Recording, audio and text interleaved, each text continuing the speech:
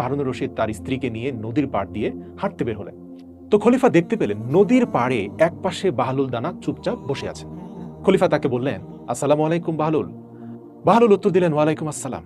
খলিফা হারুনুর রশিদ বললেন, বাহলুল আপনি এখানে কি করছেন? তিনি বললেন, বালির উপর বাড়ি তৈরি করছি, দেখতে পাচ্ছ না?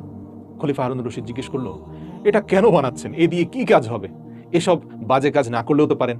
বাহলুল উত্তরে বললেন, যে লোক এটা কিনবে আমি তার জন্য দোয়া করব যেন আল্লাহ রাব্বুল ইজ্জাত তাকে এই ঘরের বদলে জান্নাতে একটি ঘর দান করে। খলিফা হারুনুর রশিদ বললেন, বাহলুল আপনার এই বাড়ির মূল্য কত? তিনি বললেন, মাত্র 1 দিনার। আর এটা বিক্রির যে টাকা আমি পাবো সেই টাকা আমি কোনো অসহায়কে দান করে দেব। খলিফা হারুনুর রশিদ ভেবেছিলেন এটা হয়তো এক পাগলের নতুন কোনো পাগলামি, তাই তিনি তাকে পাত্তা না দিয়ে সামনে এগিয়ে গেলেন। পেছনেই খলিফা হারুনুর রশিদের স্ত্রী জোবাইদা খাতুন এলেন। তিনি বাহলুলকে জিজ্ঞেস করলেন একই প্রশ্ন। বাহলুল উত্তরে বললেন যে, যে আমার এই বাড়ি কিনবে আমি তার জন্য জান্নাতের দোয়া করব। জোবাইদা খাতুন জিজ্ঞেস করলেন, বাহলুল এই বাড়ির দাম কত? বাহলুল বলল, মাত্র 1 দিনার। জোবাইদা খাতুন একটি দিনার বের করে তাকে দিলেন এবং তার জন্য দোয়া করতে বললেন। এবং বাহলুল হাত তুলে আল্লাহর কাছে জোবাইদার জন্য দোয়া করে বললেন, হে আল্লাহ, আপনি আপনার এই বান্দিকে আপনার দিনের জন্য কবুল করুন, কোরআনের খাদেম হিসেবে কবুল করুন এবং পরকালে একটা উৎকৃষ্ট ঘর দান করুন। সুবহানাল্লাহ। পরের দিন বাদশাহ স্বপ্নে জান্নাতের দৃশ্য দেখতে পান। জান্নাতে তিনি হুর সহ সমস্ত ফলমূল ইত্যাদি ছাড়াও অনেক উঁচু উঁচু সুন্দর মনোরম প্রাসাদ তিনি দেখতে পান। তিনি দেখতে পেলেন লাল ইয়াকুতের তৈরি অত্যন্ত সুন্দর এবং মনোরম একটি প্রাসাদে তার স্ত্রী জোবাইদার নাম লেখা। হারুনুর রশিদ ভাবলেন, এটা সত্যি আমার স্ত্রীর বাড়ি কিনা যাচাই করে দেখা দরকার। তিনি সেই প্রাসাদে প্রবেশের জন্য দরজার কাছে পৌঁছাতেই একজন দারোয়ান তাকে থামালেন। হারুনুর রশিদ বললেন, কি ব্যাপার, আমাকে থামাচ্ছ কেন? এতে আমার স্ত্রীর নাম লেখা আছে, তাই আমাকে ভেতরে যেতে দাও। দারোয়ান বলল, না, এখানকার রীতি আলাদা। এখানে স্ত্রীর হলে স্বামী প্রবেশ করতে পারবে, স্বামীর হলে স্ত্রী মালিক হয়ে যাবে, এমন কোনো রীতি নেই। যাদের কাছে আমল রয়েছে তারাই শুধুমাত্র এই ঘরে প্রবেশ করতে পারবে, তাদের স্ত্রী সন্তানরা নয়। এই ঘরে শুধু যাদের নাম উল্লেখ আছে শুধুমাত্র তাদেরই প্রবেশের অনুমতি দেওয়া হয়, অন্য কাউকে অনুমতি দেওয়া হয় না, তাই আপনাকে প্রবেশ করতে দেওয়া হবে না। এ কথা বলে দারোয়ান হারুনুর রশিদকে ঘাড় ধাক্কা দিয়ে সেখান থেকে সরিয়ে দেয় এবং জান্নাতের ফেরেশতার ঘাড় ধাক্কা খেয়ে হারুনুর রশিদের ঘুম ভেঙে যায়। ঘুম থেকে ওঠার পর হারুনুর রশিদ ভাবতে লাগলো, আমার মনে হচ্ছে আল্লাহ তাআলা জোবাইদার জন্য বাহলুলের দোয়া কবুল করেছেন। তখন তার নিজের জন্য খুব আফসোস হতে লাগলো।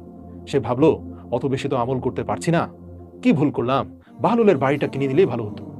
সারা রাত হারুনুর রশিদ এই আফসোস নিয়ে বিছানায় এপাশ ওপাশ করতে লাগলো। সকাল হলেই হারুনুর রশিদ মনে মনে ভাবলো, আমি আজ সবার আগে সেই নদীর ধারে যাব, যদি আজ আমি বাহলুলকে পেয়ে যাই তাহলে আমিও একটি বাড়ি কিনবো। তাই হারুনুর রশিদ পরদিন সন্ধ্যায় আবার তার স্ত্রীকে নিয়ে ঘুরতে বের হলো সেই নদীর ধারে। বাহলুলের খোঁজে এদিক সেদিক তাকাচ্ছিল, হঠাৎ সে দেখলো বাহলুল অন্য আরেক জায়গায় বসে একইভাবে বাড়ি তৈরি করছে। দূর থেকে দৃশ্য দেখে হারুনুর রশিদ অত্যন্ত খুশি হয়ে গেলেন। দৌড়ে গিয়ে হাসি মুখে বললেন, আসসালামু আলাইকুম বাহলুল, আপনি কেমন আছেন? আজ আমি কিন্তু আপনার বাড়িটা কিনে নেব। বাহলুল উত্তর দিয়ে বলল, কিনতেই পারেন, কোনো সমস্যা নেই। আমি সেই ব্যক্তির জন্য দোয়া করব যে আমার এই বাড়িটি কিনবে। আমি তার জন্য এই দোয়া করব যেন আল্লাহ রাব্বুল ইজ্জাত তাকে এই ঘরের বদলে জান্নাতে একটি ঘর দান করেন। হারুনুর রশিদ বাহলুলের দিকে 1 দিনার এগিয়ে দেওয়া মাত্রই বাহলুল সেই দিনারটাকে মাটিতে ফেলে দিয়ে বলল, কি ব্যাপার, আমার সাথে মশকরা করছেন? তখন হারুনুর রশিদ বললেন, কেন, এই বাড়ির দাম কত? বাহলুল বললেন, এর দাম সারা পৃথিবীর রাজত্ব। হারুনুর রশিদ আকাশ থেকে পড়লেন, বললেন, এত দাম তো আমি দিতে পারবো না, গতকাল তো আপনি 1 দিনারের বিনিময় দিয়েছিলেন, আর আজ সারা পৃথিবীর রাজত্ব চাইছেন এই তুচ্ছ বাড়ির জন্য? বাহলুল হেসে বললেন, বাদশাহ সালামত, গতকাল এটা ছিল অদেখা বিষয়, আজ এটা প্রমাণিত বিষয়। গতকাল এটা একটি না দেখা জিনিসের বিনিময় ছিল, তাই এটা সস্তা ছিল। যেহেতু আপনি আজ এর মূল্য জেনে এসেছেন, তাই এর জন্য আপনাকে মূল্য অনেক বেশি দিতে হবে, কিন্তু দুর্ভাগ্য সেই মূল্য দেওয়ার ক্ষমতা এখন আর আপনার নেই।